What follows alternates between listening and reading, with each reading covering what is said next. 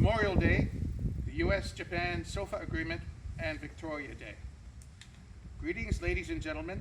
Today we are at Ishida Castle in Goto City, the Goto Islands, Nagasaki Prefecture, Japan, to observe and discuss Memorial Day, the U.S.-Japan SOFA Agreement, and Victoria Day. With us today are Donald and Yasko Cook, me, her, Aaron Calvin, Kyle Penston, Jamie Wolf, and Shanique Wilson. Memorial Day, originally known as Decoration Day, is a federal holiday in the United States. It is for mourning the U.S. military personnel who have died while serving in the United States Armed Forces. It was observed on the last Monday of May. It was originally observed on May 30th from 1868 to 1970. Many people visit cemeteries and memorials on Memorial Day to honor and mourn those who died while serving in the United States military. Many volunteers place an American flag on the graves of military personnel in national cemeteries. Memorial Day is also considered the unofficial beginning of summer in the United States. Many cities and people have claimed to have first celebrated the event. Southern cities and states began their own memorial ceremonies, which would eventually be joined together with northern ceremonies after the war. In 1868, General John A. Logan of the Grand Army of the Republic called for a Decoration Day. This was widely celebrated. By 1890, every state had adopted it as a holiday. The World Wars turned it into a generalized day of remembrance instead of just for the Civil War. In 1971, Congress standardized the holiday as Memorial Day and changed its observance to the last Monday in May. Two other days celebrate those who have served or are serving in the United States military. Armed Forces Day, which is earlier in May, is an unofficial U.S. holiday for honoring those currently serving in the armed forces. And Veterans Day on November 11th. This is where Memorial Day connects with Remembrance Day in the British Commonwealth. Commonwealth countries before World War I had Memorial Days for individual battles and wars, but from 1919, 1 year after the end of World War I, which was on the 11th hour of the 11th day of the 11th month in 1918, ceremonies became formalized. And the U.S. also joined in doing these memorial services. The symbol of the poppy as the badge of remembrance began then. As these poppies grew wildly on the graves of soldiers who had died in France and Flanders and Belgium, Lieutenant Colonel John McCrae, a doctor, wrote the poem In Flanders Fields during the Second Battle of Ypres from April 22nd to May 25th, 1915. The poem became the standard reading for memorial services for the fallen in Commonwealth countries. These ceremonies were originally called Armistice Day. From 1921 to 1930, Armistice Day was held on the Monday of the week in which November 11th fell. In 1931, this was changed so that the ceremony was only held on November 11th. This was also the year when the name changed to Remembrance Day. Every year on November 11th, British, Canadians, Australians, and New Zealanders, among other Commonwealth countries, pause for a moment of silence to honor and remember the men and women who have served and continue to serve their countries during times of war, conflict, and peace. Other nations that are not Commonwealth members also observe Remembrance Day. These include France, Belgium, and Poland. The United States used to commemorate Remembrance Day on November 11th as well, but that changed in 1951 to Veterans Day. The main American memorial ceremony then became Memorial Day in May. The American Memorial Day is a public holiday, whereas Remembrance Day is not. The meaning of Memorial Day has been undermined by making it into a 3-day weekend where people simply observe the holiday and the Indianapolis 500 car racing event, which is held on the same weekend. In the year 2000, Congress passed the National Moment of Remembrance Act, asking people to stop and remember at 3 p.m. on Memorial Day. The flag of the United States is raised briskly to the top of the flagpoles and then solemnly lowered to the half-staff position, where it remains only until noon. It is then raised to full staff for the remainder of the day. The National Memorial Day concert takes place on the west lawn of the United States Capitol. The concert is broadcast on a few mainstream media channels, but not necessarily all of them. Music is performed and respect is paid to the people who gave their lives for their country. Across the United States, the central event is attending one of the thousands of parades held on Memorial Day in large and small cities. Most of them feature marching bands and an overall military theme with active duty Reserve, National Guard, and veteran service members participating along with military vehicles from various wars. The difference between the American Memorial Day are in the following. The first are the participants of the parade. The Commonwealth ceremony almost exclusively features serving military reservists and veterans with their own marching bands. Boy Scouts may also be included. The next difference is in the main event. The parade itself is not the main event. The parade goes to the local cenotaph where the formed marching groups would stand before the cenotaph, and a ceremony involving a church service, solemn music, and a moment of silence is observed. With the playing of taps on a trumpet and Amazing Grace perhaps on bagpipes is played.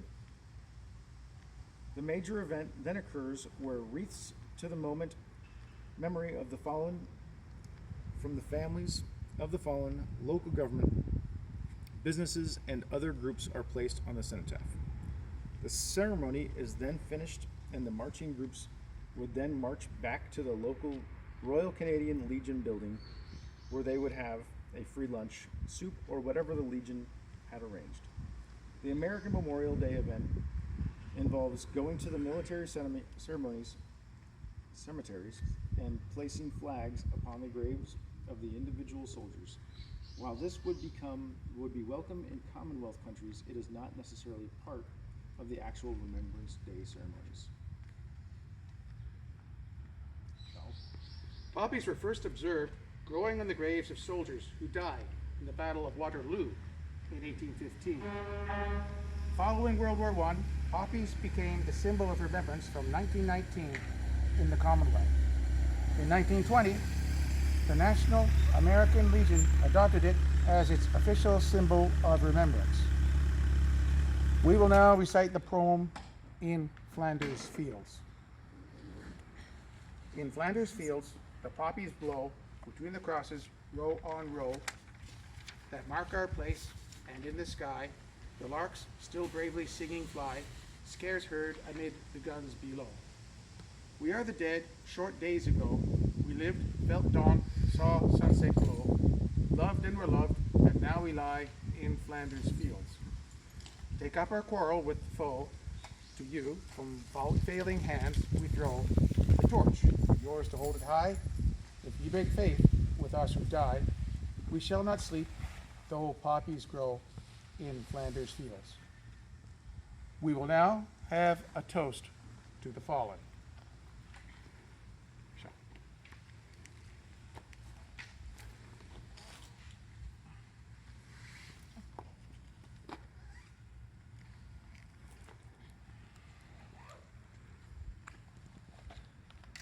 Ladies and gentlemen, the Queen, the Leo Emperor, United States Constitution.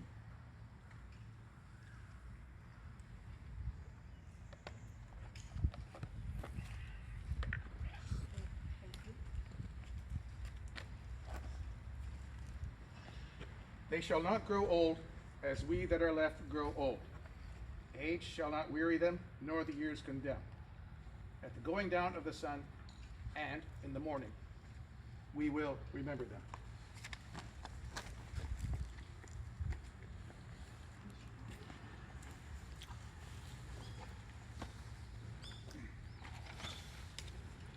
Now we will discuss the U.S.-Japan Status of Forces Agreement. The United States and Japan Status of Forces Agreement is an agreement between Japan and the United States signed on January 19th, 1960 in Washington, D.C. It was signed on the same day as the revised U.S.-Japan Security Treaty that was a separate agreement about the use of facilities and areas granted to the United States, as well as the status of United States Armed Forces in Japan. It replaced the earlier U.S.-Japan Administrative Agreement that governed such issues under the original 1951 Security Treaty at the end of the United States and Allied Forces occupation period. The SOFA has become a major political issue following instances of crimes allegedly committed by U.S. service members. Although the Japanese court system has jurisdiction for most crimes committed by Americans in Japan, there are exceptions if the American was acting in official duty or if the victim was another American. In those cases, the American system has jurisdiction, unless it is voluntarily waived. Some articles of the agreement give a false image of a perceived privilege for American service members. For instance, because the SOFA exempts most U.S. service members from Japanese visa and passport laws, some incidents occurred in which U.S. military members were transferred back to the United States before facing charges in Japanese courts. This gives the false appearance that the individuals involved were escaping justice. This was not so, since the persons involved had to face American military and civilian courts. The agreement also requires that if a U.S. service member is suspected of a crime but is not captured outside of a base by the Japanese authorities in the United States, are to retain custody until the serviceman is formally indicted by the Japanese. Although the agreement also requires U.S. cooperation with Japanese authorities with investigation, the Japanese authorities are often object that they still do not have regular access to question or interrogate the U.S. service members, making it difficult for Japanese prosecutors to prepare cases for indictment and are often included without a lawyer. The process can last as long as 23 days. This extraterritoriality granted U.S. military members the same rights that exist under the United States criminal justice system.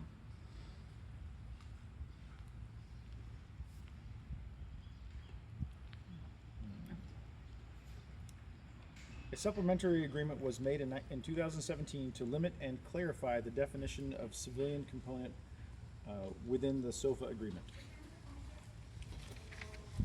We will now discuss the Canadian component of today, Victoria Day. Victoria Day is a federal Canadian public holiday celebrated on the last Monday preceding May 25th, initially in honor of Queen Victoria's birthday. It has since been celebrated as the official birthday of Canada's sovereign. It is informally considered to be the beginning of the summer season in Canada. The holiday has been observed in Canada since at least 1845, originally falling on Queen Victoria's actual birthday on May 24th. The holiday has always been a distinctly Canadian observance and continues to be celebrated across the country. It falls on the Monday between the 18th and 24th. The birthday of Queen Victoria was a day of celebration in Canada long before Confederation and the first legislation regarding the event being in 1845, passed by the Parliament of the Province of Canada to officially recognize May 24th as the Queen's birthday. It was noted that the date in 1854, the 35th birthday of Queen Victoria, about 5,000 residents of Canada West gathered in front of Government House to give cheers to the Queen. Another example of another town included a day-long festival including a gun salute at midnight. Picnics, athletic competitions, fireworks, dawn singing, and torchlight processions were also included in the celebrations. By the 1890s, the day had become a patriotic holiday for the entire country. Following the death of Queen Victoria in 1901, May 24th was made by law to be known as Victoria Day. She was recognized as the Mother of Confederation. Queen Victoria acted against the wishes of the British Parliament to grant permission for the formation of Canada, with Nova Scotia, New Brunswick, Ontario, and Quebec officially joining to form the Dominion of Canada on July 1st, 1867. In 1952, Empire Day merged with Victoria Day and then became the official birthday of whichever monarch was officially in power, regardless of the monarch's actual birthday. It was made official in 1957. Then Empire Day was renamed Commonwealth Day in 1977 and separated to the second Monday in March. In 2013, Victoria Day was referred to as Victoria and First Peoples Day. Canada is the only country that commemorates Queen Victoria as an official holiday. Federal government protocol dictates that on Victoria Day, the Royal Union flag is to be flown from sunrise to sunset at all federal government buildings, including airports, military bases, and other Crown-owned property across the country, but only where there is more than one flagpole. The Union Jack cannot replace the Canadian flag. Some cities have a parade on that day. There is a ceremony in New Westminster, BC, called the Hayek Anvil Battery Salute, which was a surrogate for the 21-gun salute. Gunpowder is placed between two anvils, one of them overturned. The charge is ignited, throwing the upper anvil into the air. The Trooping of the Queen's Colour ceremony takes place on Parliament Hill or at Rideau Hall. The reviewing officer is the Queen, with members of the royal family, the Governor General, the Minister of Defence, and the Chief of Defence Staff taking her place in her absence. The units participating are the Governor General's Foot Guards and the Canadian Grenadier Guards, both of which are part of the ceremonial guard. The holiday is sometimes called May 24, which is a double entendre that refers both to the date around which the holiday falls, May 24th, and the Canadian slang for a case of 24 beers, a 2-4. It is also called the May Long Weekend or May Long or May Run.